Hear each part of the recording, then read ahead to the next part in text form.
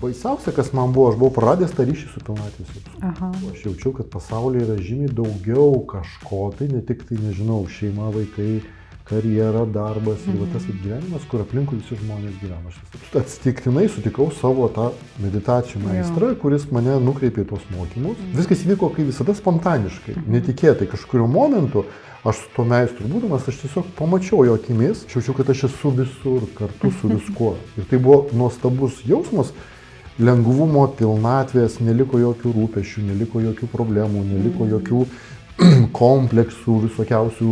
Kažkas su manimi negerai, kažkas su gyvenimu negerai, kažką reikia padaryti su savim, kažką reikia pasiekti ir taip turiu visus šios mintis kažkur. Ir kada aš bendrauju su žmonėm, aš jaučiu, kad jie nepastebi savyje to šaltinio. Ir dėl to nuolatos gyvena psichologiniuose tuose sviravimuose. Pas mane irgi yra psichologiniai sviravimai. Smegenys gyvos, kūnas gyvas, dėl to visos emocijos yra, visas spektras emocijų yra, visas spektras minčių yra, visa šita vieta yra. Bet jinai niekada nesurija viso mano dėmesio. Tu tiesiog įsiklausai į save, kartais žmogui reikia praktikuoti dėmesio valdymą, praktikas, tam tikrą sąmoningumo, kad ilgiau išbūti toj būsenoje. Ar aš nepraradau viduje va tos vidinės tylos, ramybės, girdėjimo savęs, aiškaus žinojimo, kur aš turiu judėti, ką aš turiu daryti, ko aš neturiu daryti. Ir tada atsiranda toks labai svarbus jausmas žmogui, kad tu nesi pasimetęs gyvenime. Rezultatai, kokie bebūtų, ar jie dvasingi ar nedvasingi, ar humanistiniai ar egoistiniai, jie vis tiek galiausiai traukia tave į tai ir tu prarandi tą pilnatvės jausmą. Koncentracija į rezultatus neveikia, koncentracija į procesą neveikia, koncentracija neveikia į nieko nedarimą, atsisukimas tik į save, nieks neveikia. O kas veikia? O kas veikia? Ir va tada lieka klausimas, o kas veikia? Sveiki visi, sveiki dar kartą Soul Action podcast'e, kuriame aš, Marija Mei, kalbinu Rimvydą Žydžiūną, sąmoningumo ir meditacijų mokytoją. Ir šiuose podcastuose mes ką darome, mes išskleidinėjame toliau ir toliau tokią temą, kaip įnešti išmintį į žmogaus gyvenimą. Ir šiandien pas mus tokia tema, kurią netaip man pačiai paprasta apibūdinti, nes aš tikrai turiu realių klausimų apie tą temą, todėl pasikliausim, kad Rimvydas eigoje mums apibūdins ją konkrečiai. Bet atsispirti galima nuo tokio dalyko. Bet aš pas Rimvydai, pas tave mokausi jau daug metų, jau 10 metai. Ir per tuos 10 metų aš vis stebiu, kad atrodo, kad tu gyveni kažkaip labai kitaip negu daugelis žmonių, kuriuos aš sutikau iki sutinkant tave. Ir vėliau su kitais bendraujant. Ir aš matau, kad va, tavo gyvenimo būdas, jisai tiesiog radikaliai, galima sakyti, kitoks negu įprasti scenarijai, kaip žmonės gyvena. Ir negana to, kad pats gyvenimo būdas netipinis, taip atrodo, kad tu ir pats jautiesi netipiškai. Tai yra dažniausiai, kai matai, bendrauji su žmonėm, atrodo, kad čia jiems sunku, čia jiems, nežinau, išsiekimai, čia dar kažkas, problemos. Pas tave to nesimato. Tu kažkaip kitaip viduje matyti jautiesi. Tai va, tai tokia tema. Kas tai yra per gyvenimo būdas, kurį tu gyveni ir kaip jisai susijęs su ta vidinė pilnatvė, kurią per tiek metų galiu ir aš, ir kiti žmonės tavyje įmatyti. Tai kas tai? Bet ta vidinė pilnatvė, aš tai vadinu, arba mes galim sakyti išminties, žinutės, jos visos ateina iš vidinio jausmo, kad man gera su savim, su savo būtim. Ir tai yra iš tiesų ne tik žinutės, bet tai yra tam tikras gyvenimo būdas, kuris pas mane prasidėjo prieš 29 metus. Kada aš pirmą kartą stipriai ir sąmoningai išgyvenau tą jausmą, pilnatvės jausmą. Ir tas pilnatvės jausmas atsirado nuo atradimo, kad tarp manęs ir gyvenimo ir pasaulio nėra jokių ribų, aš esu viena. Va, aš tada dalyvau tokiuose mokymuose ilguose, porą mėnesių mes labai intensyviai praktikavome ir vieni mokymai buvo labai ilgi per visą naktį ir vat su manim tai įvyko, spontaniškai įvyko. Ir kadangi aš į tuos mokymus atėjau vedamas, nežinau kaip taip vadinti, galbūt paauglystės krizės kažkokios, tai nors man buvo jau 22 metai, kada aš ieškojau prasmės gyvenimo, nes aš nuo pat mažens turėjau svajonę tapti mokslininku, kuris tyrinėja žmogaus smegenis. Va, ir po to jau studijuodamas universitete supratau, kad nėra tų dėstytojų, kurie mane išmokintų to, ko aš norėjau mokintis. Buvo kažkokia tai tokia paauglystės krizė užsitęsusi ir aš gyvenau ganėtinai depresyvioj tokioj nuolatos būsenoj. Va, ir aš ieškojau to atsakymo, kas gali užpildyti mano gyvenimą. Nes aš vaikystę pragyvenau, jaunystę, va tą vadinamą jaunystę, tos iki 18 metų, ganėtinai nuostabioj būsenoj, nes aš gyvenau mažam miestelėje. Ir mano gyvenimas buvo toks pilnatvės jausme, harmonijoje ir po to kažkokiu momentu visą tai išnyko. Okay. Ir išnyko, nes iš tiesų, aš dabar kaip psichologas galėčiau paaiškinti, tai buvo ta užsitęsusi paauglystės krizė, kuri man signalizavo tai, kad aš nerandu, kuo gyvenime užsiimti, kas gali mane užpildyti. Kas yra tikra, kas yra primesta iš kitų žmonių ir taip toliau. Ir va, ta krizė buvo labai stipri. Okay. Labai stipri krizė. Ir realiai jinai pas mane buvo giliai viduje nuo pat mažens. Dėl to, kad aš nuo pat mažens buvau keistas vaikas, dėl to, kad aš gyvendamas visada jaučiau, kad aš nenoriu gyventi taip, kaip aplinkiniai žmonės gyvena. Aš domėjausi kažkuo kitu, aš jaučiau, kad pasaulyje yra žymiai daugiau kažko, tai ne tik tai, nežinau, šeima, vaikai, karjera, darbas ir va tas gyvenimas, kur aplinkui visi žmonės gyvena. Aš visada buvau keistas vaikas, kuris galėdavo į dangų žiūrėti valandom, pasigamindavo savo ten šitą teleskopą žiūrėti žvaigždės, uždavinėti klausimus, kas aš, kur aš čia kūne gyvenu, prote, širdį kūne ar dar kažkur tai taip toliau. Aš neturėjau su nieko net apie tai pakalbėti, tai buvo dar sovietiniai laikai. Va, ir kaip aš dabar suprantu, kad ta krizė pas mane prasidėjo nuo pat 2 metų, va, aš vis kada pasakoju ir dalinuosi savo patirtim, gyvenimo kelio, kada jinai prasidėjo, kada aš būdamas 2 metų vaikas, kūdikis beveik, toks, kurį laiką leidau su močiutė, kuri meldėsi. Jis meldėsi labai nuoširdžiai ir užmigo pavargusi ir aš papuoliau į tokią susidėtą būseną, pilnatvės būseną. Ir aš būdamas 2 metų išgyvenau šviesos būseną. Ta nuostabia pilnatvės būsena, kuri nesusijusi su nieko. Ir po to aš užmiršau, kadangi 2 metų vaikas, aš grįžau į namus, tėvai ir taip toliau, darbai, nedarbai, mokykla vėliau, viskas socializacija. Aš visada jausdavau, kad aš eidavau pro bažnyčią arba mano mokykla būdavo šalia bažnyčios, ten varpais, kada skambindavo, pas mane kažkas ištikdavo, toks prisiminimas. Ir po to aš neturėjau su kuo jį sujungti gyvenime, dėl to aš vėl užmirždavau ir vėl bandydavau gyventi taip, kaip gyveno normalūs vaikai, bet man nesigavo gyventi taip, kaip normalūs vaikai gyvena. Tai reiškia, aš visada jausdavau, kad aš kažkuo kitu domėjausi arba girdžiu kažką kito, ko jie negirdi. Ir nebuvau su kuo apie tai kalbėti, dėl to aš buvau toks vienišius. Aš skaitydavau knygas, siųsdavausi apie taip, kaip veikia žmogaus protas, smegenys, neurofiziologinius tyrimus. Aš mokslininku norėjau tapti jau būdamas 4 klasėje. Tai reiškia, dar pas mane fizikos vadovėlį jau skaičiau ir astronomijos, nors nebuvo mokykloje dar tuo momentu man pamokose fizikos. Ir aš turėjau kažkokią tai tada tokią romantiką, kad aš tapsiu toks mokslininkas, kuris perpras visas tas visatos paslaptis ir aš tą dariau būdamas. Tada nebuvo jokių nei dvasinių mokytojų, tada nebuvo nei jokių galimybių prisiliesti prie kažkokio gyvo žinojimo ir taip toliau, dėl to aš jį išgalvodavau.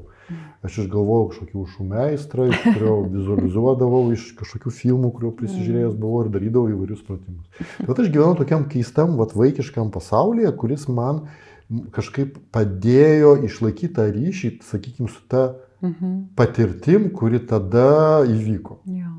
Kadangi aš gyvenau mažą miestelį, aplinkui didelis ežeras, daug gamtos ir tas buvimas gamtoje man irgi padėdavo periodiškai jausti va tą skonį tokio susietumo, pilnatvės ir taip toliau. O po to prasidėjo paauglystės krizė. Jo. Ir va tie jausmai paauglio jie labai stiprus, jie labai prieštaringi ir jie visą mano dėmesį pagavo.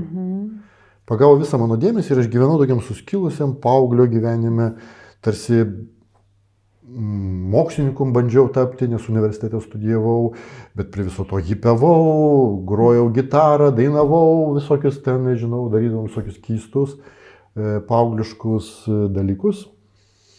Ir aš buvau, baisiausia, kas man buvo, aš buvau praradęs tą ryšį su pilnatvės jausmu. Ir tai kėlė man depresiją. Ne tai, kad mano gyvenime realiai kažkas blogo vyko. Nes aš turėjau draugų tuo momentu, kažkokią autoritetą, kažką ten studijavau, kažką mes ten grojom su gitaromis, kažką dainavome. Ir viskas lyg tai gerai buvo. Ir dauguma mano po to draugų, jie tiesiog baiginėjo universitetą, pradėjo toliau tą. Karjeros, darbai, šeimai, visi staiga pasidarė, kaip čia pasakyti, vieną dieną visi pasidarė tokie suaugę. Ir aš vienas likau toks, taigi mes dar nežinom, dėl ko mes gyvename, kokia prasmė, ką daryti, o jie visi, jau viskas, jie išaugo iš to. Ir vienas ten susituokė, kitas ten nuėjo ir įsidarbino ir dar studijuodamas pradėjo karjerą daryti. Ir aš staiga likau toks vienas su romantiniam vėliavom, kad mes ieškom gyvenimo prasmės, to, kas aš esu ir taip toliau. Va čia ir labai įdomu keletas iš karto dalykų. Pirmas dalykas tai toks jausmas, kad gali būti iš tiesų žmonių daugiau, ar ne, kurie galbūt irgi neranda kaip ir savo vietos pasaulyje, kur mes gyvenam įprastose, ganėtinai surežisuotose, aiškiose gyvenimo formose.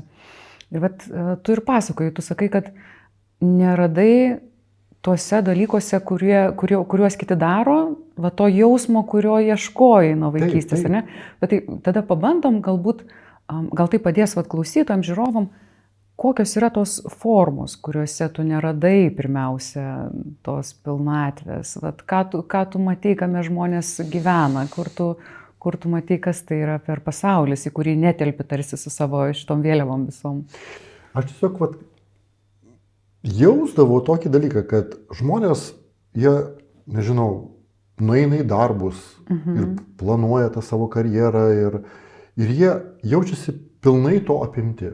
Jiem tai įdomu. Jiem tai yra įdomu, tai yra visas jų gyvenimas. Kiti šeimas ten sukūrė, vaikai ir tu matai, kad jisai tai jį užpildo. Tarsi dedikuota šeimai gali būti. Jo, ir jaučiasi žmogus pilnai užpildytas, pas jį nelieka jokių klausimų, nei savo, nei gyvenimui, nei visatai, nei dar kažkam, tiesiog viskas aišku. O aš aišku, tada neturėjau nei šeimos, nei kažkokios karjeros, bet vien tik aš bendraudamas, bandydamas apie tai galvoti, įsitraukinėdamas į tos dalykus, aš kart jausdavau, kad tai man absoliučiai neįdomu. Man tiesiog net nesinorėjo to dalyko daryti. Ir va tai buvo ta krizė, tokia krizė. Bet ir aš pabaigsiu tą istoriją, kurią aš pradėjau pasakoti. Ir aš po to atsitiktinai sutikau savo tą meditacijų meistrą, kuris mane nukreipė į tos mokymus. Ir juose aš sutikau žmogų, kuris buvo labai panašus į mane. Jis irgi buvo mokslininkas, bet tai buvo pabudęs žmogus. Ir dėl to jis su manim tiesiog galėjo kalbėti mokslinė kalba. Kaip, nežinau, fizika su fiziku, kaip matematika su matematiku. Nors jisai kalbėjo apie dvasinius dalykus. Ir man buvo labai faina, dėl to, kad man buvo įdomu, geras, tai vadinasi, galima apie tuos metafizinius dalykus kalbėti racionalia kalba. Man tas kažkodėl labai atsišaukė. Ir man padėjo kažkokioj vietoj protui irgi įsitraukti į tą kitokį būdą gyvenimo, kad galbūt galima kitaip pamatyti viską. Ir viskas įvyko, kaip visada, spontaniškai, netikėtai. Kažkuriuo momentu aš su tuo meistru būdamas, aš tiesiog pamačiau jo akimis ir aš vėl papuoliau į tą išgyvenimą, kada aš buvau 2 metų. Bet aš papuoliau, galima sakyti, dabartiniam laikmetį su tuo protu, su tuo kūnu, tiesiog toks, koks aš tada buvau. Ir vėl įėjau į tą būseną pilnai, totaliai. Aš jaučiau meilę, susietumą, aš jaučiau, kad aš esu visur, kartu su viskuo. Ir tai buvo nuostabus jausmas, lengvumo, pilnatvės, neliko jokių rūpesčių, neliko jokių problemų, neliko jokių kompleksų visokiausių, kažkas su manimi negerai, kažkas su gyvenimu negerai, kažką reikia padaryti su savim, kažką reikia pasiekti ir taip toliau, visus šios mintys kažkur praniko. Ir jos praniko ir tas, ką aš atradau, tai buvo visada.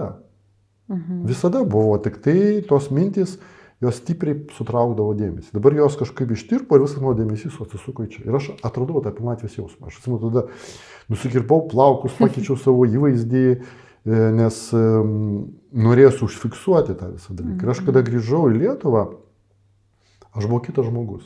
Aš aišku praradau visus savo draugus, nes jie visai manęs nesuprato. Tie visi, kurie dar toliau hipiavo, ten rūkė, gėrė, grojo tas depresyvės muzikas visokiausias. Aš nei gėriau, nei rūkiau, nei depresyviai. Nei šeima, nei veiklom nesidomėjau. Nei šeima, nei veiklom, nei visokiais tais nuotykiais, hipiškais ir muzikiniais dainavimais, depresyvių dainų ir taip toliau. Man tiesiog buvo nuostabu. Ir aš praradau tuos draugus, aš praradau visus orientyrus, kaip man nebuvo net prasmės, kodėl man studijuoti ten toliau universitete ir taip toliau, man tik dėka savo meistro aš pabaigiau tuos mokslus, dėl to, kad tai buvo kaip užduotis, aš turiu pabaigti ir viskas. Bet šitas atradimas man viską pakeitė, dėl to, kad aš net būdamas jau 22 metų, jau ne 2 metų, aš jau suvokiau tą būseną visai kitaip. Aišku, aš ją dabar dar kitaip suvokiau, bet tada aš daugiau ją suvokiau kaip, nežinau, kaip kažkokia tai meilė galbūt, kuri visur yra, nes man tuo momentu paaugliškai norėjosi galbūt meilę patirti ir taip toliau, kuri pilnai tave užpildo. Ir aš pradėjau dar ir mokymus tada vesti, dėl to tai labai lengvai persidavė į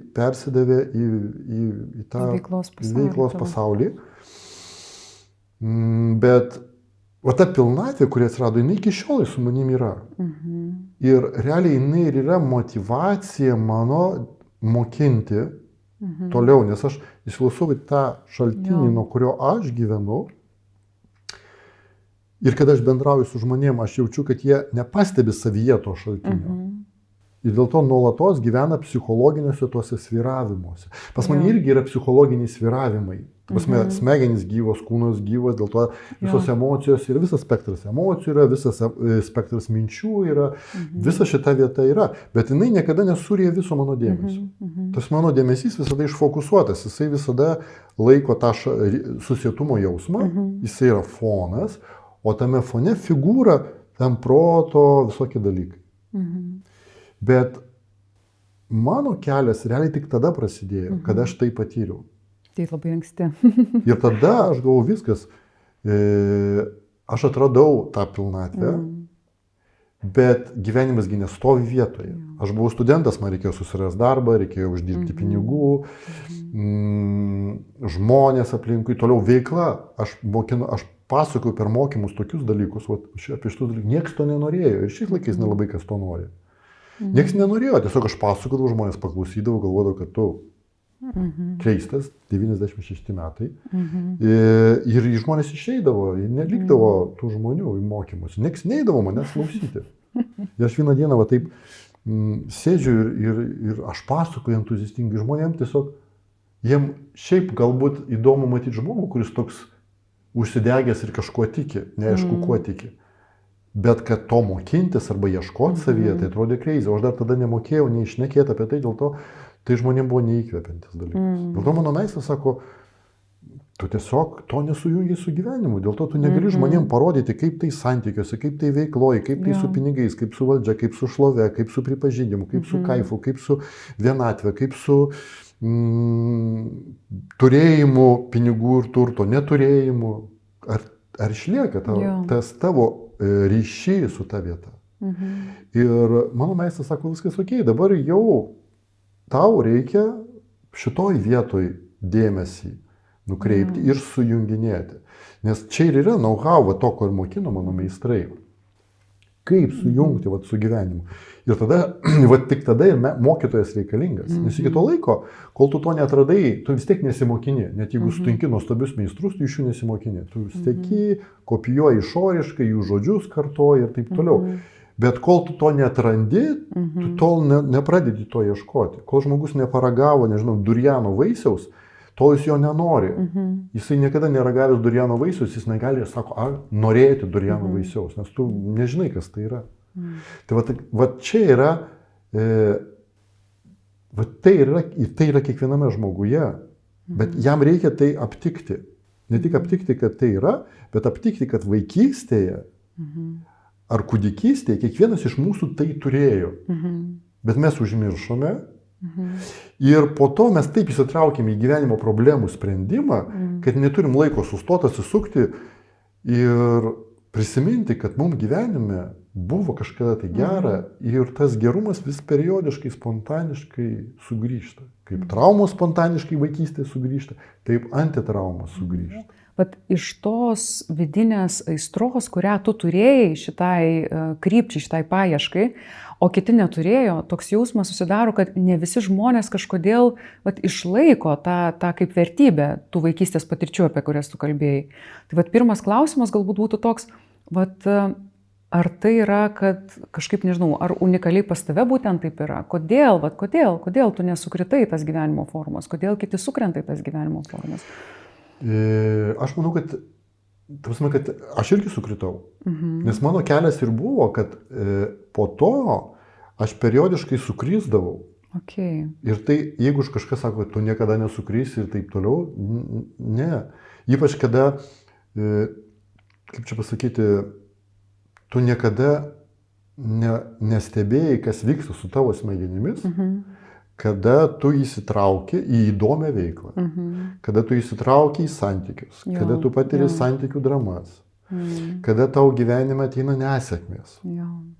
Ir tavo smegenyse tai pirmą kartą ir tu nustembi, kad va taip viskas ten stipru, taip viskas tenai realu ir taip toliau. Ir tai antiek realu, kad tas kažkoks tai eterinis išgyvenimas, jisai atrodo kaip sapnas. Dėl to man padėjo meistrai.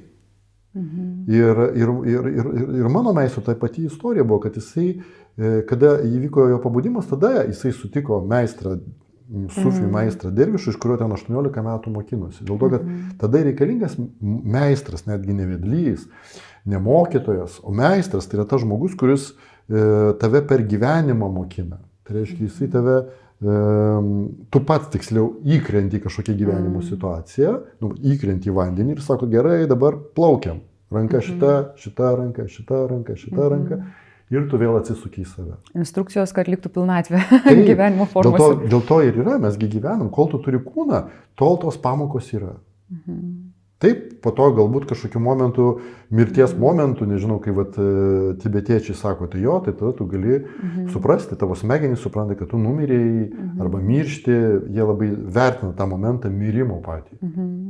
Jam ruošiasi visą gyvenimą mirimo momentui, dėl to, kad tuo momentu pas tavai net nėra iliuzijų, kad tu čia ką nors gali pratęsti. Tavo smegenys tuo momentu, protas gali lengvai pakelti rankas, sakyti, pasiduodu, viskas atsiduodu. O kada tu gyveni, kada tavo kūnas pilnas, nežinau, hormonų, kada tavo protas pilnas idėjų, tai ne taip paprasta.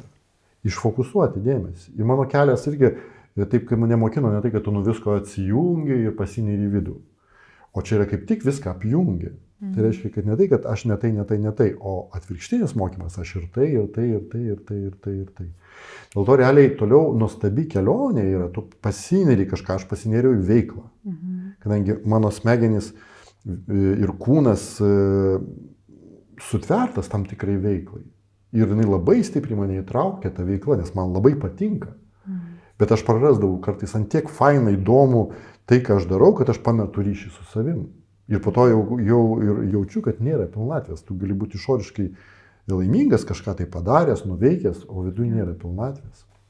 Ir dėl to man teko atrasti naujai per kitus meistrus, kurie sujungia su veikla. Tai reiškia, tu sutinki žmogų, kuris absoliučiai visą tai sujungęs. Aš sutikau žmogų, kuris sujungęs santykiuose vyriškų ir moteriškų. Aš sutikau meistrą iš tos pačios linijos, kuris tai sujungęs veikloje. Ir jisai multitalentingas ir daug įvairių veiklų turi. Po to taip gyvenimas sudėliojo, kad aš sutikau tantros meistrą, kuris sujungė moterį su kūnu ir su emocijom ir su seksualumu. Ir kadangi tai yra jos gyvenimo praktika, kurią jinai daug metų, apie 40 metų praktikavo. Po to jinai mane supažino po 9 metų mokinimus iš jos su kitu meistru, kašmyrinio šivaizmo, irgi tantros meistras, vyras, kuris dar tam tikrus dalykus perdavė. Tai aš iš tų žmonių mokinausi, nes gyvas žinojimas žmonėse, kaip jie sujungia. Nes nėra jokių dvasinių praktikų. Dvasinė praktika tai yra būti savimi, bet tos dvasinės praktikos kaip sujunginėja su protu, kol tas protas kažkaip veikia. Tai didžioji mano išmintis, kurią aš sukaupiau po to per 30 metų, kaip sujunginėti tos visus dalykus, kaip išlikti tame ryšyje su savim, kada toliau pas tave protas funkcionuoja, toliau kūnas funkcionuoja, toliau tu patiri emocijas, mintis, viskas ten sviruoja, pakyla, nusileidžia, ruduo, pavasarį, žiema ir taip toliau visi šitie dalykai vyksta. Ir tu vis tiek išlieki tame ryšyje. Ir aišku, tai periodiškai tu jį prarandi, kartais tu prarandi sekundžiai, o kartais tu gali ilgesniam laikui prarasti. Bet tu turi viduje jau vidinius driverius, kaip vėl rasti tą ryšį, kaip vėl atsisukinėti į save. Ir tai yra nuostabi kelionė, tada gyvenimas būna tas meistras. Tai čia yra unikalu.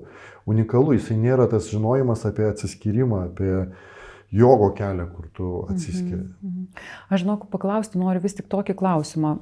Prieš keliaujant į tai, kaipgi vyko ta kelionė, kad tu atradai skirtingose srityse šitą pilnatvę, bet vienas klausimas toks, manau, kad daugam gali būti aktualus. Ar visiems tai aktualu, ką tu kalbi? Tasme, ir kiekvienam žmogui svarbu sakyti, taip, dabar aš tuo užsiimsiu ir ar tikrai kiekvienas? Kiekvienas žmogus, mano tikėjimas ir stebėjimas žmonių yra toks, kad žmonės, jie turi gyvenimo krizės. Ir gyvenimo krizė tai yra toks, kaip kirmėlaitė virsta drugeliu. Pirma krizė pas mus paauglystė. Ir realiai vienais dalykais mes dominamės, kaip buvom vaikai, ir visai kitais dalykais mes pradedam domėtis, kaip paaugliai tampame. Ir tai yra tiesiog vaikai nesidomi to, ko domisi paaugliai. Bet paauglystė irgi tęsiasi ir jinai realiai baigėsi įvairiai pa žmonės, bet būna 25-27 metai paauglystė, kada tu realiai baigėsi tas laikas paaugliavimo ir tu turi tapti suaugęs žmogus, kuris rūpinasi savim, turi savo šeimą, karjerą, darbus ir taip toliau. Ir tai yra 25-27 metų krizė. Ir realiai tai yra visai kitas žmogus. Ir tuo momentu irgi žmogui gali būti neaktualu, tas viduje esantis šaltinis džiaugsmo pilnatvės. Dėl to, kad yra šeima, dėl to, kad yra vaikai, dėl to, kad yra užduotis, dėl to, kad yra ateitis, kurią tu statai. Bet yra 42 metai, kada realiai ir pas vyrus, ir pas moteris keičiasi fonas hormoninis. Kada jau tie dalykai, kurie anksčiau teikdavo džiaugsmą, pradeda neteikti. Ir žmonės dažniausiai 42 metų, būdami nepastebi to, dažniausiai jie tai pastebi, kai būna 50, kada jau akivaizdu būna, kad kažkas ne taip, kad gyvenimas automatiškai nesitęsia, kad nėra tų džiaugsmų, kurie anksčiau džiugindavo, ten, nežinau, darbuose dirbi iki paryčių ir laimingas. Jau 50 metų tu žiūri, kad neveža tavęs, tu pasieki, ką pasieki anksčiau, bet neveža. Ten, jau tavo vaikai nuostabiai auga, šeima ir taip toliau ir nedžiugina taip, kaip anksčiau džiugino. Nes žmonija 100 000 metų gyveno neilgiau kaip 40 metų, dėl to visi tie scenarijai pasibaigė. O mes dabar gyvenam iki, nežinau, iki 70 su viršum statistiškai žmonės gyvena dėka medicinos. Ką toliau daryti? Pusė gyvenimo. Ką toliau daryti? Kartuot tą patį, dar nauji santykiai, dar naujas darbas, dar nauja šeima. Nu, niekaip. Ir neužpildo.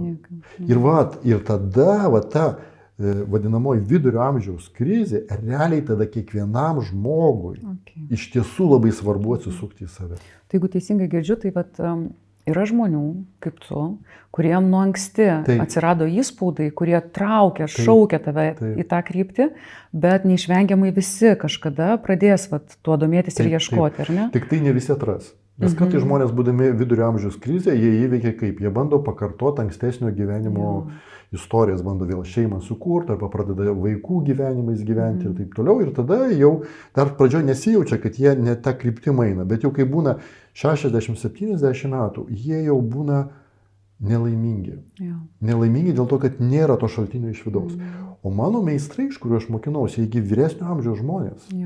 Jiem 70 metų, 80 metų, jie laimingi, jie šviečia. Ir tai yra žinutė senųjų kultūrų, kad būtent laimingiausi žmonės yra vaikai ir išminčiai. Jie būdavo laimingiausi. Visi kiti ten kovoja dėl savo gyvenimo. Linksmieji kalneliai, liūdnieji kartais. Bet dabar vyresnio amžiaus žmonės, skirtingai nuo senų tradicinių kultūrų, jie yra nelaimingi, jie yra...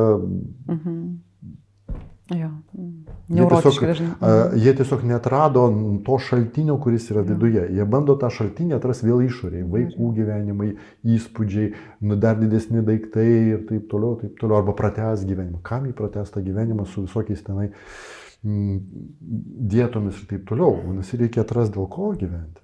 Tai vat aš jaučiu, kad visiems žmonėms realiai nuo 50 metų jau tai aktualu. Tik tai reikia mokėti papasakoti tam žmogui. Dėl to aš vedu mokymus ir aš apie šitą dalyką galiu papasakoti patraukliai, kad išgirs kiekvienas žmogus. Čia tikrai faktas ir įvairiausiais būdais, milijonų būdų. Be gal, ir aš visiems žmonėms randu, nes ras būdą, kaip papasakoti apie tai. Jeigu ateitų paauglys, aš jam parodyčiau, kaip tas ryšys su savim jam padėtų kaip paaugliui. Jeigu žmogus tik tai stato karjerą dar tik tai, ir aš galėčiau parodyti, kaip tas ryšys su savim padėtų jam karjerą tiksliau pastatyti. Tie, kurie puoselė šeimos vertybės, jeigu jie atrastų ryšį su savim, jie dar kitaip jas puoselėtų. Jeigu žmogus ieško kūrybinės realizacijos, aš irgi parodyčiau, kaip tai gali atnešti gilesnę kūrybinę realizaciją.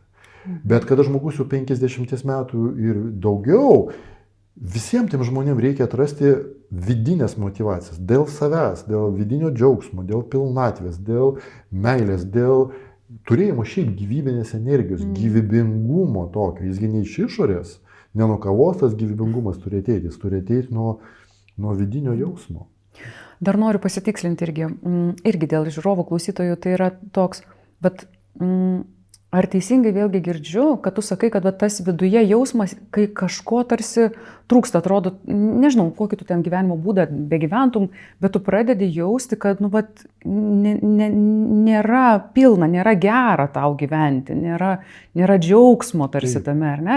Ir jeigu tu šitą jausmą aptinki, tai keliai, kaip iš tavęs girdžiu, tai yra arba kartoti, dar daugiau uždirbinėti, dar daugiau vaikų galbūt turėti ar kažką, arba pradėti klausti, o kur kitas kažkoks būdas, ar ne, kaip tu ieškoti? Okay. Taip, ir čia yra idėja, kad žmogus visą gyvenimą pereinėja vis naujus etapus.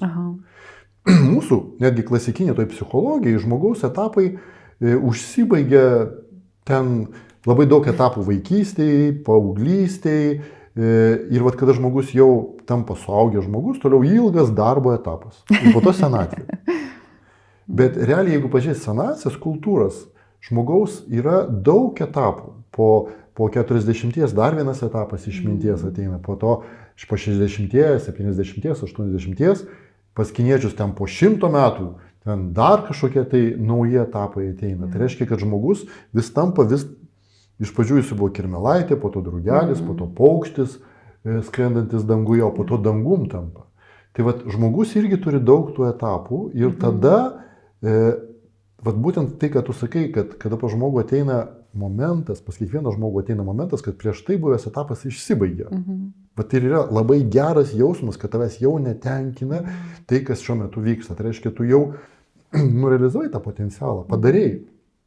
Ir žmonės bijo to jausmo, kad nuo tos krizės artėjančios jie bando, nežinau, ten vaistai sutvarkyti, įspūdžiais naujais, kelionėmis, draugais, santykiais naujais, tik neatsisukti į save. Bet jeigu tu žiūri į tą krizę, baigėsi kažkas tai, Ir tada tinki kaip nuostabu dėl to, kad prasideda kažkas naujo.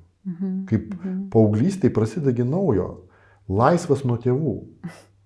O yra žmonės, kurie dar ir išlieka vaikais.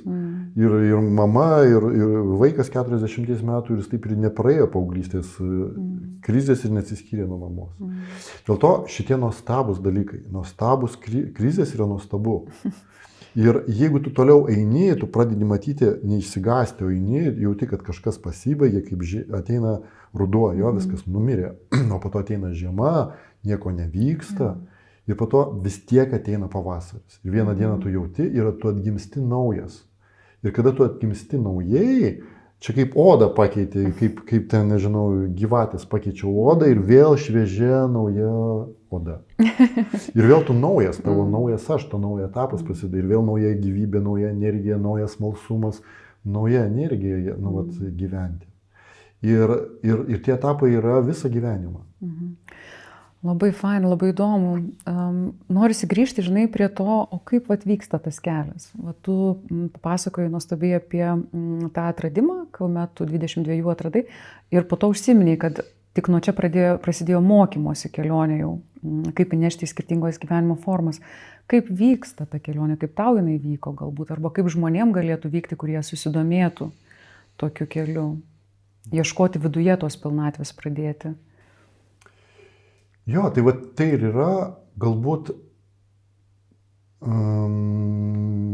toks reiškinys, kuris jau šiais laikais yra populiarus. Nes tada, kada aš to mokinau pradžioj 96, 7, 8 metai ir kalbėjimas apie sąmoningumą, kad viską reikia daryti sąmoningai, kad viską reikia daryti iš kažkokio tai didesnio, platesnio matymo, kad reikia vystyti savyje, tas, kas vadinasi dvasinis intelektas, tai reiškia sugebėjimą, dvasinis intelektas sprendžia uždavinius, kaip būti pilnatvišku ir laimingu gyvenime, ne tik pasiekti rezultatų, bet ir turėti viduje nuostabią būseną.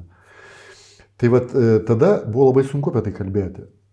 Bet šiais laikais jau dauguma žmonių supranta, kad realiai reikia skirti dalį dėmesio ne tik tai išoriniams dalykams, karjerai, vaikams ir taip toliau, bet reikia skirti laiko sąmoningumui.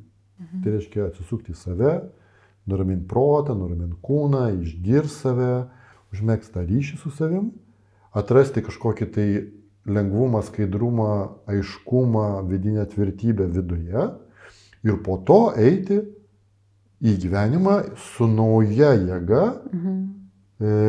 kurti santykius, auginti vaikus, daryti karjerą ir taip toliau. Ir jeigu žiūrėti į gyvenimą holistiškai, visuminiu būdu, tai reiškia ne tik tai svarbu yra tik darbas ir šeima, bet dar atsiranda trečias dalykas, kuris apjungia vidinis gyvenimas, tas sąmoningumas, ryšys su savim, buvimas, tada jis apjungia, sukuria tokią visumą.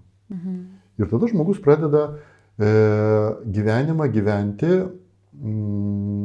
žymiai visumiškiau. Čia lygiai taip pat kaip ir į kūną žiūrėti galima visuminiu būdu. Tai reiškia ne tik eksploatuoti kūną. Iki 40 metų labai gerai tu eksploatuoji, kol ten vadinamoji garantija veikia. Bet po to visi supranta, po 40 metų tavo kūno būsena jau priklauso nuo tavo gyvenimo būdo, ant kiek tu rūpinėsi, ar tu sportuoji, ar sveikai maitiniesi, ar valdai stresą, ar gerai įsimiegi ir taip toliau. Vadinasi, reikia ne tik eksploatuoti savo kūną, bet reikia jį ir atnaujinti, prižiūrėti.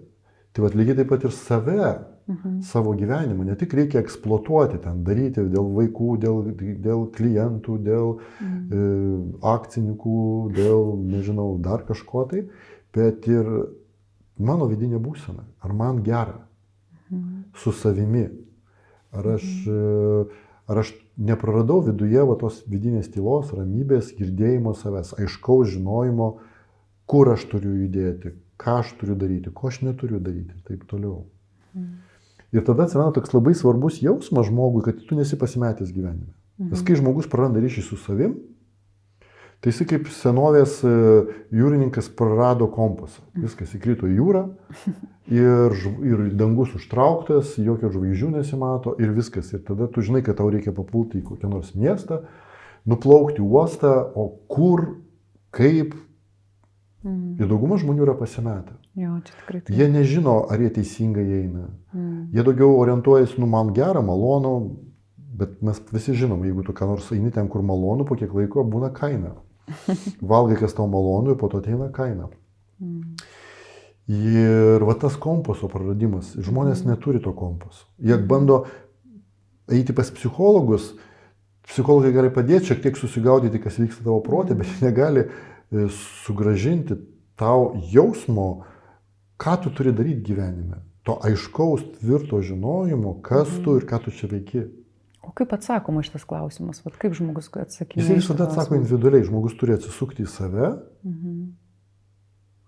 ir atrasti tą vidinę tiesą.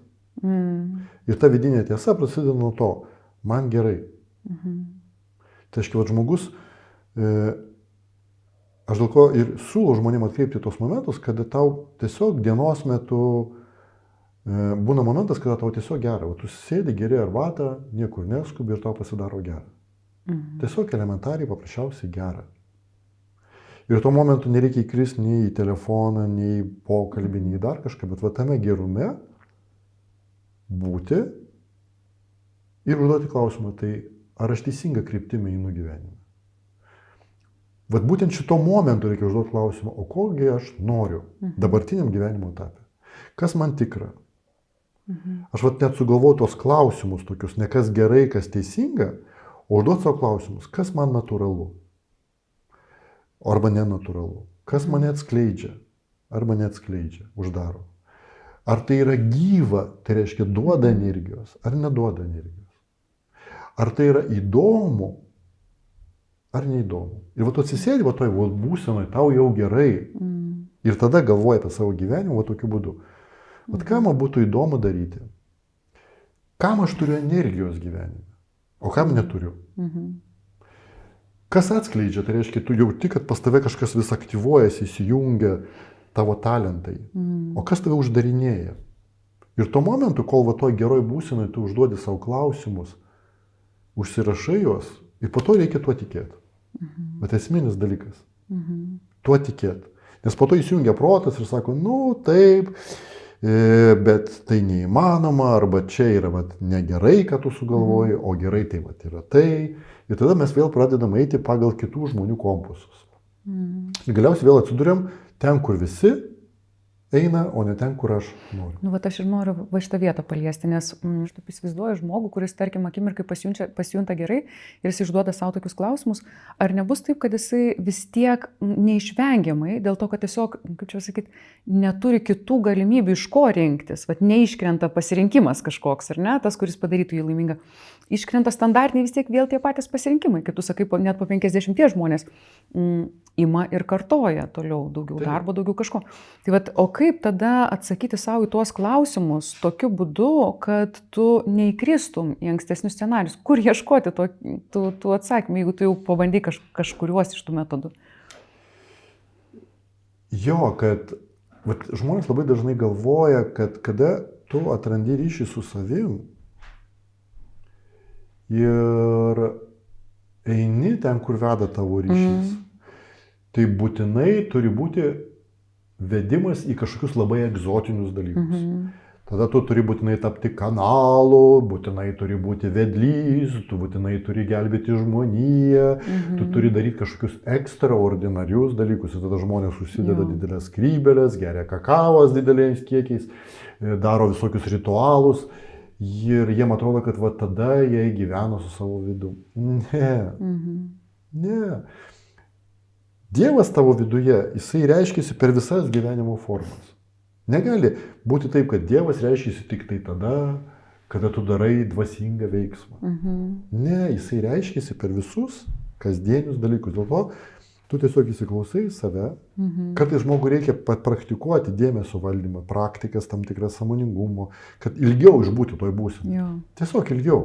Nes kartais žmogus, kada jisai nevaldo dėmesio, neturi tų įgūdžių vidinių, tai jisai eina man gerai ir po to nenulaiko dėmesio. Dėmesys iš karto nubėga. Dėl to reikia mokėti taip šiek tiek išbūti, kad spėtum dar pagalvoti apie savo gyvenimą. Kabutėse pagalvoti. Tai reiškia apžiūrėti savo gyvenimą. Ir tada, vat paprastas dalykas. galima tiesiog žiūrėti į tai, kad tu įsiklausai savo vidų ir vat, tavo savaitės planai tu turi padaryti tą. Ir tada tu įsiklausai, vat, kuriems iš šitų pasirinkimų tu turi gyvybinės energijos. Ar yra energijos? Viduj. Ir va tuo momentu tu fiksuoji tik tai atsakymą taip, yra, nėra. Po to įsivaizduoji kitą dalyką ir jauti nėra. Ir net neklausiu, kodėl nėra, tiesiog nėra. Šitam yra. Ir po to tu ir darai tam, kas yra, tam, vat, kam tu turėjai energijos viduje, vat, tu išgirdai tą vidinį džiaugsmą, tą ir darai. Ir jeigu tu būtent tai darysi, tada tavo vidinio džiaugsmo jausmas ir laikysis. Bet jeigu tu turi du pasirinkimus, reikia man susitikti su šitu žmogum ir ten yra gyvybinės energijos, o reikia susitikti su šitu žmogum ir daryti kažkokius darbus su šitu žmogum, ten nėra energijos. Bet čia yra gerai, čia teisinga. Ir tu visgi renkėsi ten, kur nėra energijos daryti, tada šita būsena gerumo, jinai nesilaikys. Vat tai yra tai, ką aš mokinausi daug metų.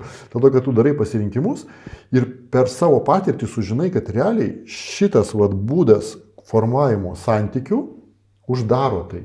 O kitas šiek tiek kitoks būdas leidžia tame išbūti. Toks veikimo būdas, tą patį darbą, tam pardavinėt, vadovaut, mokymus vesti. Šitų būdų darai, tavo pilnatvės jausmas užsidaro. Šiek tiek kitų būdų tą patį darai, tas laikosi. Ir tą aš galėjau suprasti realiai tik per savo patirtį. Taip mano meistrai pasakojo iš anksto, bet koks skirtumas, čia yra jų patirtis. Bet aš pats turėjau tai padaryti tas klaidas. Ir per jas tu tą padarai, tokiu būdu, suakcentuoji, tarkim, santykiuose mes šnekėjom pradėti, suakcentuoji tą žmogų, suakcentuoji save, suakcentuoji meilę. Ir visur tu prarandi pilnatvės jausmą. O po to tu suakcentuoji save į žmogų ir į meilę ir viskas įsijungia.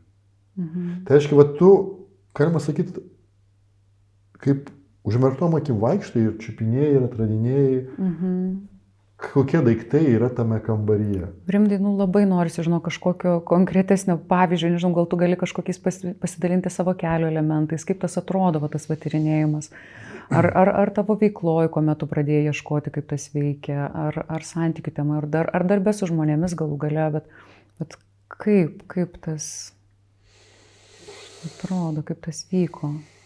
Jo, tai ir yra, realiai ir yra tai, ką aš ir mokinu savo mokymuose, dėl to, kad ten yra be galo konkretu. Jeigu imti veiklą, tai aš visą knygą parašiau apie tai, kaip tai atrodo veikloje. Pavyzdžiui, paprastas dalykas, tu pradedi daryti veiklą ir tu nori natūraliai pasiekti gerų rezultatų. Ir tu pasieki gerus rezultatus. Tu pasieki gerus rezultatus, to kaina tu prarandi ryšį su savim. Nesvarbu, net jeigu tu sieki rezultatų, aš esu dvasingumo mokytojas ir išmokinu didžiausią kiekį žmonių. Arba pilna nuostabių atsiliepimų apie mane kaip dvasinį mokytoją.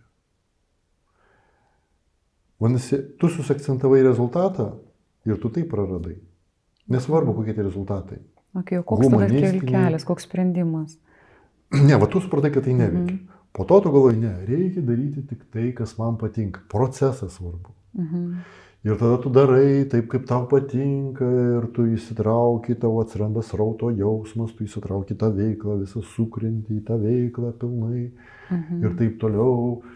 Rezultatai netokie svarbus ir vėl prarandi save. Dėl to, kad tu tiesiog įeini klasikinį srauto būseną, kurią patiria bet koks ten, nežinau, šachmatistas, alpinistas ir ten nėra nieko pilnatviško viduje. Taip, tavo smegenys pilnai įsitraukia, kaip ir bet kokio paauglio žaidžiančio kompiuterinį žaidimą. Jis pilnai įsitraukęs į procesą. Taip. Tai lygiai taip pat tu gali būti įsitraukęs į vadovavimą, pardavimus, vairavimą, net ir į dvasinius mokymus. Tu vis tiek prarandi save.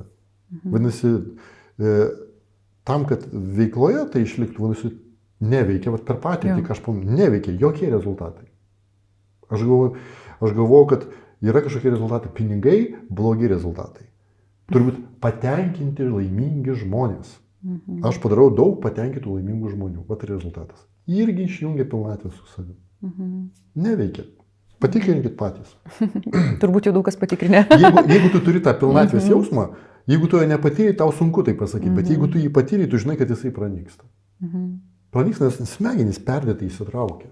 Jis nepranyksta būtyje, jis visada yra, bet tu per daug įsitrauki į tai, kas vyksta.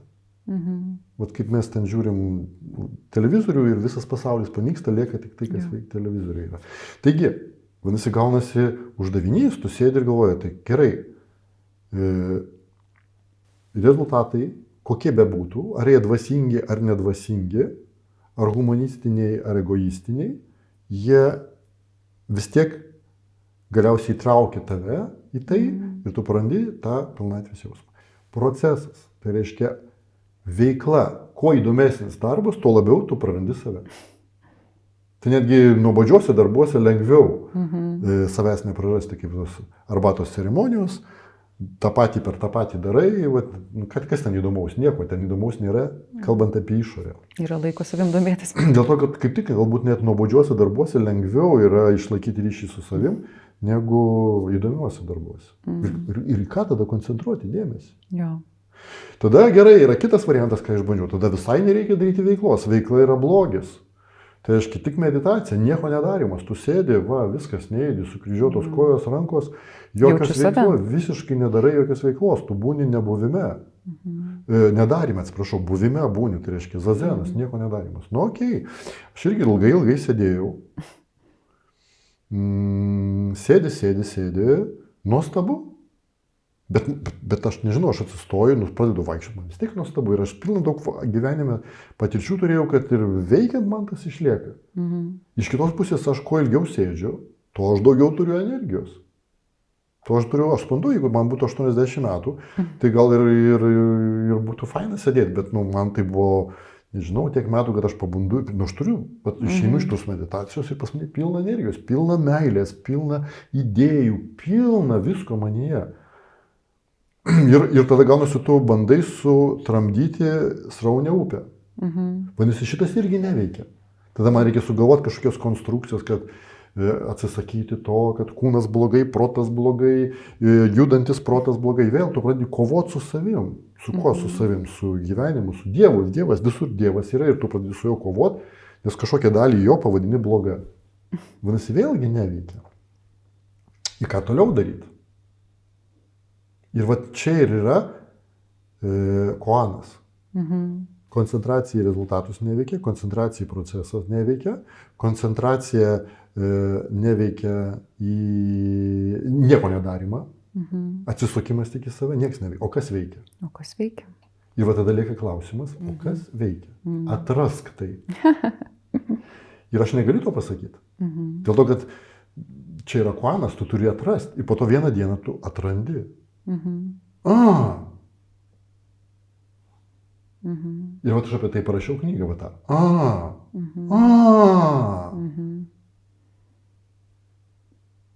Ir nėra žodžių, tau akivaizdu. Ir po to tu darai veiklą ir tas tave tai laikosi. O pas kitą žmogų nesilaiko, sako, ką tu darai? Nieko. Bet tu nieko nedarai.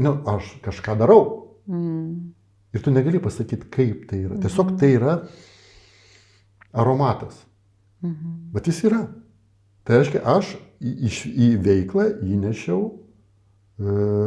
šviesą, sąmoningumą. Ir tai yra manyje. Atsakymas, ne žodžiuose, atsakymas yra daryti su manim kartu veiksmą. Jeigu tu nori išmokti arbatos ceremoniją, atlikti nuostabiausiai ten, nežinau, būsenoj, reikia daryti arbatos ceremoniją kartu su tuo meistru, kuris toj būsenoj. Vadinasi, tai yra nežodinis žinojimas, tiesiog tai yra Ir aš toliau apie jį galiu šnekėti su kiekvienu žmogus vis skirtingai ir niekada nepasakysiu žodžius iki galo, nes tai nežodinis atsakymas. Toliau, sekanti tema - santykiai. Santykiai. Mes apie tai šiek tiek šnekėjom praeitam podcast'e, bet idėja yra kokia? Santykiuose. Vadinasi, tu gali sakyti, nereikia santykių. Santykiai trukdo, nes tu įsitrauki, nes tu prisiriši, o tu prisiriši, nes labai malonugi. Nes dėl ko mes Jeigu prisirišam? malonu. Nes šiaip santykiai malonu ir skausminga ir malonu. Vadinasi, smegenys negali būti abejingos. Protas negali būti abejingas. Tada galima sugalvoti kokią konstrukciją, kad tu gali mylėti tik Dievą. Nes vienas variantas jokių santykių. Jo? Tik Dievą myli. Ir žmonės va taip tokiu būdu bandė. Ok, aš tą pabandžiau irgi. Bet kadangi pas mane yra vis tik psichologinis įsilavinimas, tai aš negaliu nepastebėti to, kad aš daug pastangų įdedu į tai, kad užgniaužti visą savo gyvąją dalį. Visus savo poreikius, slopinti juos, kompensuoti juos, stuminėti, apdirbinėti ir taip toliau. Tai reiškia, tai yra pastovus darbas su tuo, kas gyva. Tai reiškia, kūnas blogai, nes jisai nori ryšio su kitu žmogum, mūsų psichika nori ryšio su žmonėm ir taip toliau, tada aš pradedu viską slopinti. Ja. Arba viską projektuoti, tą, ką aš noriu gauti iš žmonių, į Dievą.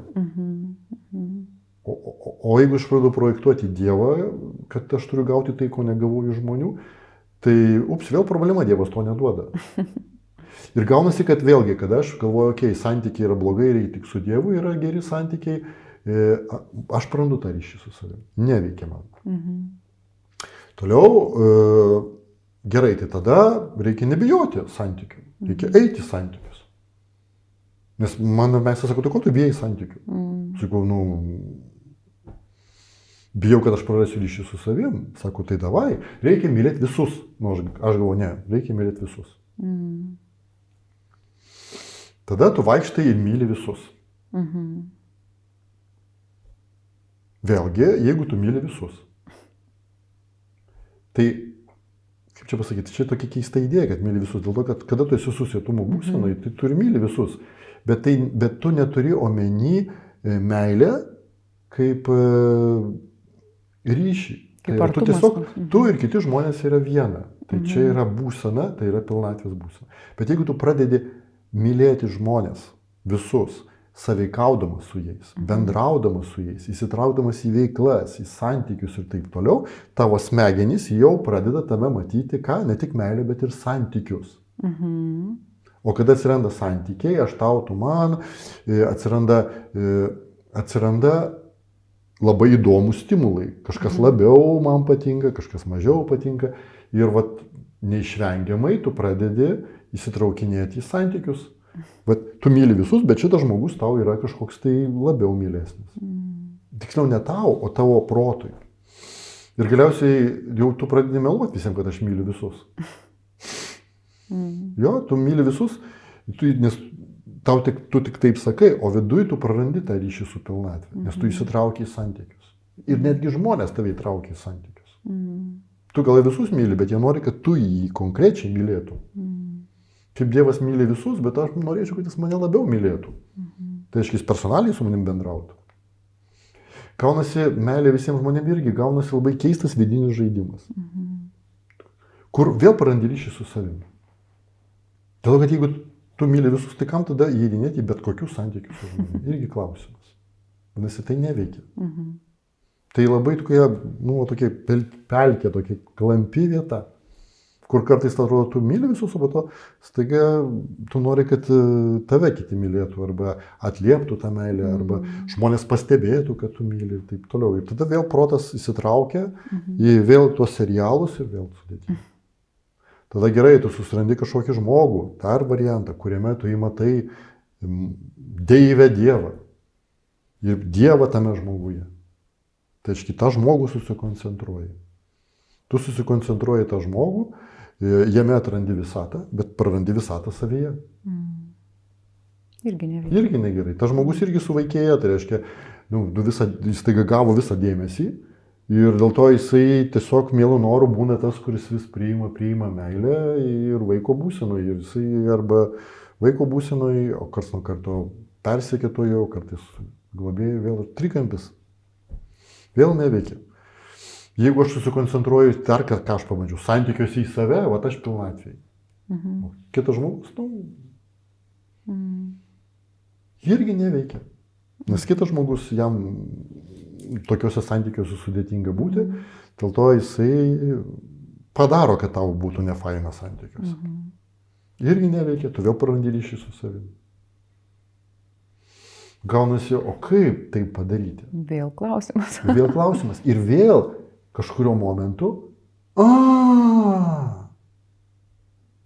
ir tai ne taip vyko kaip dabar, bet tai vyksta kaip atradimas. Tai reiškia, tu va tą pilnatvės būseną, kiekvieną kartą per santykius ją praleistą, atrandi dar kitaip. Per veiklą, va aš jau papasakoju, ir tiesiog atrandi tai. Va, kas tai yra, aš net serialą sukūriau, esybiniai santykiai. Kaip pora gali tą praeiti kelią, kada dviese yra kartu ir vienas kitame atranda tą pilnatvės jausmą. Tai kada santykiai veda į pilnatvės jausmą. Kokie tai santykiai? Vat kur dėmesys turi būti? Į save, į kitą žmogų, ar į meilę, ar į viską vienu metu. Ir va tai yra tas insightas. Ir aš pagavau. Ir negaliu žodžiais išreikšti. Taip galėčiau žodžiais išreikšti meilė, atsakymas visoko, bet tai yra nesąmonė, dėl to, kad tai yra per abstraktus pasakymas. A lygu MC kvadratu, kaip ir teisinga, bet ką konkrečiai tai reiškia? Reikia įskleisti tą formulę. Dėl to apie santykius aš galiu mokinti nors 9 metus. Dėl to, kad šitas atsakymas ant tiek už žodžių, kad galima visokiais būdais išreikšti. Po to intimus gyvenimas santykiuose, juk tai yra intimumas, seksualinis kontaktas, malonumai, emocijos prisirišimai, kaip į ten įnešti.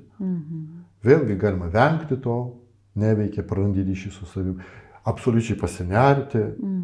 Vat ką kartais neteisingai tantrinį mokymą supratę žmonės daro, visiškai pasinerti, ten tave tikrai nuneša. Ir kaip įnešti tą šviesą, kaip į kūną, kaip pamatyti, kad kūnas tai yra šviesa. Vėlgi kažkokiu momentu vėl insightas. Ir man atsakymas yra. Bet kaip jį papasakoti? Nežinau, tiesiog tai yra.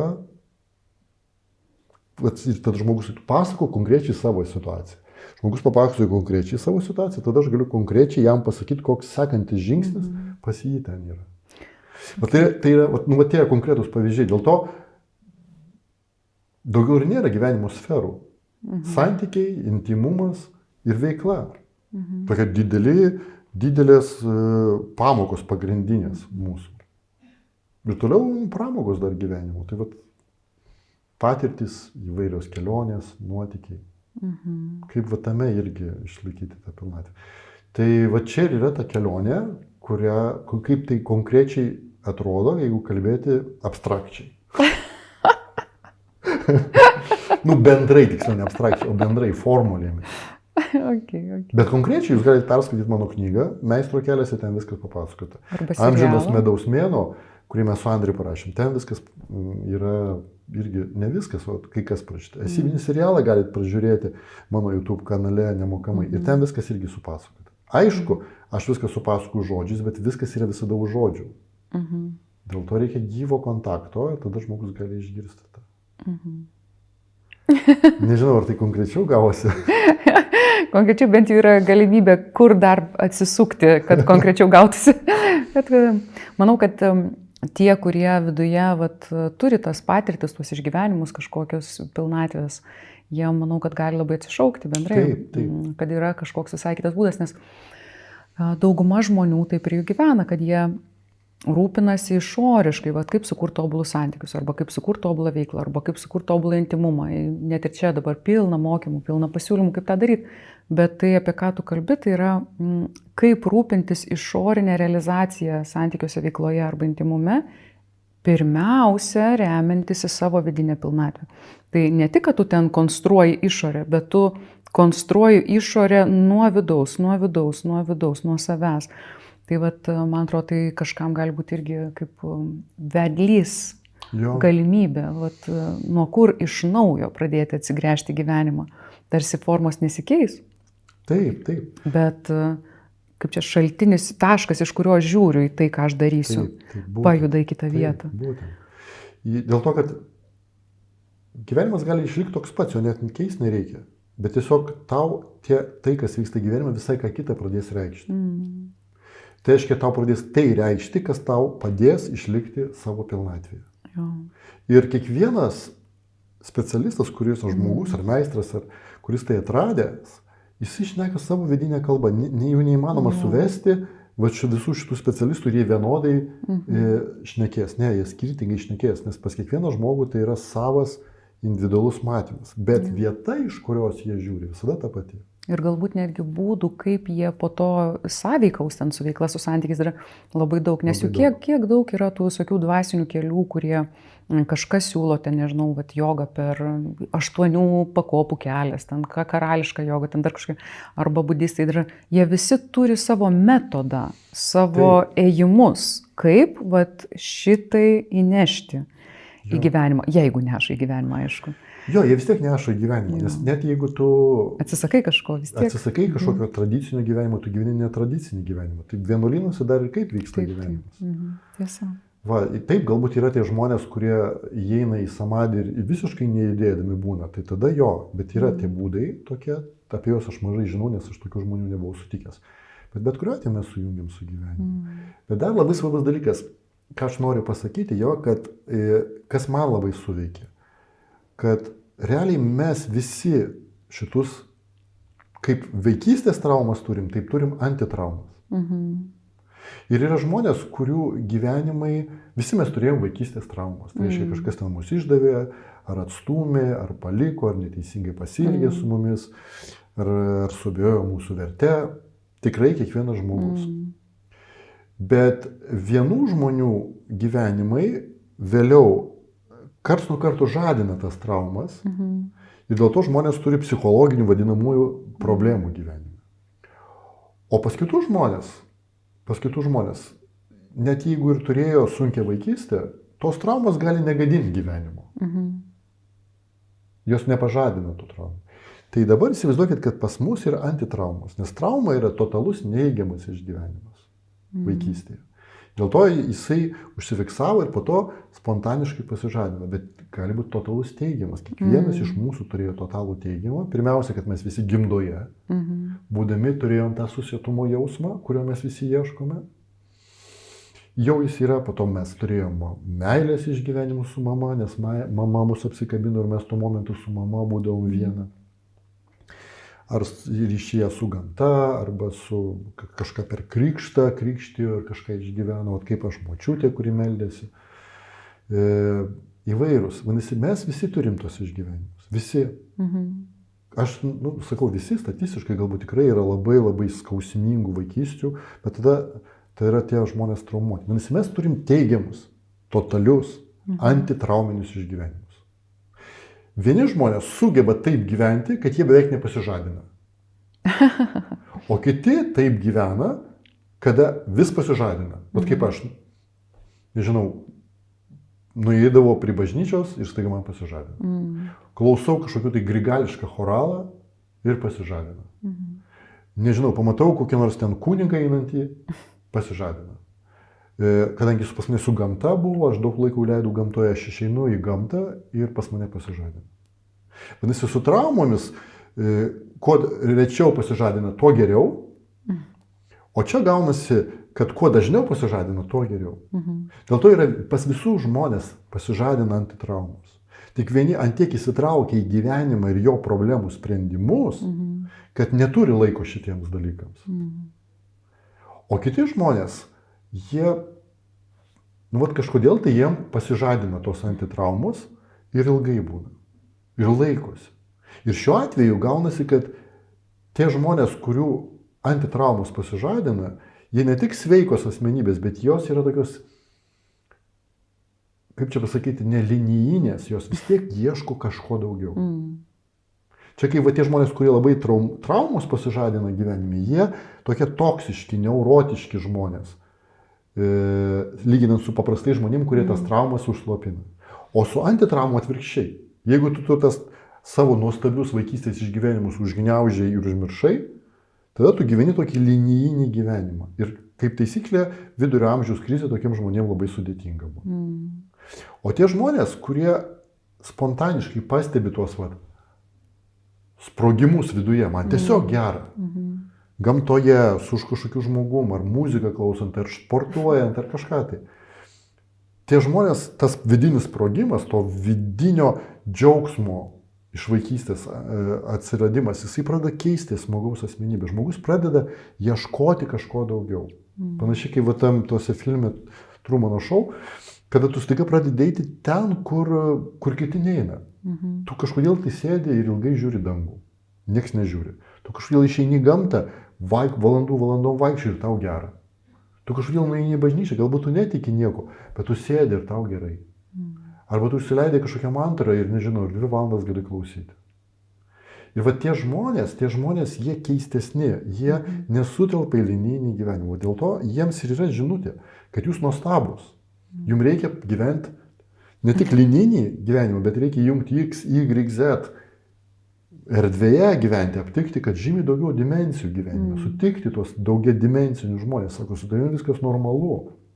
Kad tu nesi patenkintas vien tik tai darbu ir šeima. Tu nuostabus, tu gali dar daugiau dalykų gyvenime atrasti, nesvarbu, kad tau dar tik tai 20, 30, 40 metų nėra vidurio amžiaus krizė. Ir va tie žmonės, kuriem tos antitraumos pasižadina, aš vadinu tą kalbą, jiem po to labai lengva, kai jiem ateina ta vidurio amžiaus krizė, užmegzti ryšį su savimi ir gerai, fainai, nuostabiai, įdomiai, kūrybingai gyventi toliau. Dėl to, va čia esminis dalykas, kad nereikia slopinti džiaugsmo viduje. Reikia sekti ten, kur veda džiaugsmas. Nes mes lietuviai tokie esam normalų žmonės, vidurkie, nei blogi, nei geri tokie. Tai va, dėl to aš savo istorijomis noriu, nežinau, kreiptis į tos žmonės, kurie visada jaučia, kad gyvenime yra visko daugiau. Tikrai yra daugiau. O tie žmonės, kurie, tik visi tokie žmonės yra, tik ne visi tam turi laiko. Bet esminis dalykas. Vieni sako, kai užauginsiu vaikus, kiti kai padarysiu karjerą ir taip toliau. Dėl to aš rekomenduoju nelaukti, kol užauginsi vaikus. Jau dabar skirti laiko savo. Ir pažadinti tuos patyrimus. Jie viduje yra tie patyrimai. Ir jie kartais pasižadina nuo keistų dalykų, nebūtinai nuo kažkokių religinių dalykų. Bet kaip taisyklė, tokie žmonės pasižadina, tokie išgyvenimai pasižadina nuo laimingų žmonių. Lygiai taip pat, kaip jeigu tu turi vaikystės traumas ir sutinki traumuotą žmogų, tai traumuotas žmogus kitam žmogui labai lengvai sukelia traumas. Ir mes dažnai po to tokius žmonės ir pritraukinėjom. Lygiai taip pat, jeigu tu sutinki laimingus žmonės arba pilnatviškus, tai tavietas pradeda pasižadinti. Ir laimingas žmogus pažadina kitame žmoguje laimingumą. Pradeda jam prisiminti tuos viduje esančius esybinius norus, kaip mes vadinam, jo tas antitraumas. Dėl to reikia bendrauti su tai žmonėm, daugiau laiko leisti, nesvarbu, ką jie ten daro, ar jie ten medituoja, ar jie kaituoja, ar jie keliauja, ar jie kažką... Eina dvasiniu keliu ir ten būna. Reikia sutikti tų žmonės, gyvas kontaktas, ne Zoomo kontaktas, virtualus, bet gyvas kontaktas, tu sutinki ir jauti, kad tas žmogus gyvena taip, kaip aš jaučiu, kad irgi galiu gyventi, pilnu savimi visų. Tai va čia yra esminis dalykas ir tada tu aptinki, kiekvienas žmogus aptinka, randa savo mokytoją. Aš tiesą sakant, prisimenu dabar trumpą istoriją. Pirmą kartą, kai mes su tavim kabutėse susitikom, bet iš tikrųjų nesusitikom. Tai buvo didelė konferencija, ten daug žmonių, aš atsimenu, ir tiesiog aš viena iš dalyvių žiūriu tą sceną ir ten viską. Ir kažkas praėjo man už nugaros ir aš tiesiog pajutau, kaip čia, nežinau, galima sakyti, pavadinti pilnatvės jausmas, kad manyje pasižadino. Ir aš nesuprantu, kas tai. Ir aš atsisukau ir ten aš dar nežinau, kas per žmogus ir aš seku, kur jis eina. Po to pradėjau klausinėti, kas čia ir pamačiau, kur ten tas žmogus atsisėda, išsiaiškinau ir ten buvai tu. Ir labai faina, kad iš tikrųjų mūsų ta dalis, kuri gali pajausti tas antitraumas, jinai netgi nėra racionali ir linijinė. Tokia, kuri sakytum, aš dabar pažiūrėsiu tokią paskaitą, nužiūrėsiu į tokį kursą ar kažkur. Bet jeigu viduje yra tas kvietimas vidinis kažkaip naviguoti link ten, tai gali visai spontaniškai netikėtai atsitikti. Ir mano istorija buvo ta, kad aš sutikau tokį žmogų ir tiesiog su juo praleidau 2 mėnesius. Ne tai, kad ką mes ten darėm, praktikas, meditacijos, šalutinis efektas, čia buvo toks pretekstas su juo būti. Bet tas buvimas ilgą laiką, jisai ir pažadino manyje. Yra toks istorija pas sufijus, kadangi sufijai buvo persekiojami islamo ir vienas mistikas, jisai kalėjime buvo uždarytas. Žmogus pro tą kalėjimą eidavo į darbą ir jisai vis eidavo ir kažkodėl tai prie sienos prisėsdavo ir jam taip gera darydavosi. Ir jis vis ateidavo tenai ir vis sėdėdavo, nes iš karto nusiramina, viduje atsiranda pilnatvė, ramybė, jis pasilsi ir vėl toliau eina. Ir jisai tiesiog pradėdavo nuolatos ten vaikščioti ir tik tai tam tikroje vietoje, prie sienos tam tikros sėdėdavo. Galiausiai po to jisai vieną dieną sutiko išeinant iš kalėjimo žmogų ir jisai vėl pajutė tą patį jausmą. Ir paaiškėjo, kad tai yra tas pats kalinys, kuris už tos sienos sėdėjo. Tai reiškia, tu atpažįsti. Tai reiškia, kad tai nebūtinai turi būti išoriškai, kažkaip tai turi atrodyti. Tai gali būti neaišku, kas ten. Neaišku, kas ten. Tai va, mėlyje, jeigu kartais jums įdomu šitos temos, tai pabandykit užsukti kada nors į Rimvydo gyvą kokį seminarą, arba į dar kokią nors gyvą mūsų mokyklos situaciją, galbūt ir jums kažkas pasijus tokio, kas ten žino, arba kitur galbūt pasijus. Jo, ir labai faina išmokti klausytų žodžių, nes aš irgi labai šneku gyvenimiškai. Gali atrodyti, kad aš šneku apie psichologiją, apie dar kažką, bet ne. Aš visada perdavinėju tą vidinį žinojimą, bet aš visada kalbu, kai mane mokino, žmonių kalba. Tai reiškia, jeigu tu su vaikais, mes su vaikais šnekam, tai mes šnekam vaikų kalbą, tada jie tave supranta. Jeigu mes šnekame su žmonėm iš didelio miesto, vienaip šnekame, su žmonėm, kurie daug pasiekia, dar kitaip šnekame. Dėl to, tam, kad išgirstų žmonės, kartais reikia rasti personalinį tam žmogui suprantamą tekstą. Bet esminis dalykas yra išgirsti pasižadinimą, nes traumos pažadina kitame žmoguje traumas. Vidinis džiaugsmas, vidinė ramybė, pilnatvė pažadina kitame žmoguje irgi tą pilnatvę. Jeigu tu išgirsti už žodžių ir už elgsenos tą, tu atrandi save. Pabaigai, Rimvydai, ar nori dar kažką pasakyti, ar palinkėti žmonėms kažkokie paskutiniai sakinukai? Tai vat, realiai tie paskutiniai sakinukai ir buvo, tai ką mes kalbėjome, kad reikia atsisukti į tos momentus viduje, kada mums gera. Ir būtent mokintis juose būti ir būnant ir apie gyvenimą, ir apie savo veiklą, ir apie santykius, apie viską svarstyti būtent iš to momento, kada tau gerai. Nes žmonės dažnai apie tai galvoja, kada blogai. Man blogai ir aš tada galvoju, ką daryti darbe, ką daryti santykiuose. Ir mes tada blogų dalykų prigalvojam, nes mes iš neigiamo nusiteikimo galvojame. Bet jeigu mes galvotum apie gyvenimą, tada kada gerai, kada tavo protas ramus, skaidrus, ir tik tai tada pradedi galvoti, tada mes turėtum visai kitas idėjas.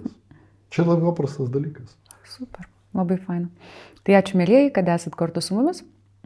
Jeigu jums patiko ši arba kitos laidos, tai būtinai pasiekite mus, pasidalinkite su kitais ir prenumeruokite. Ir susitiksime su jumis kitose laidose. Čia Soul Action podcastas, aš Marija Mei ir Rimvydas Šečiūnas. Iki. Iki.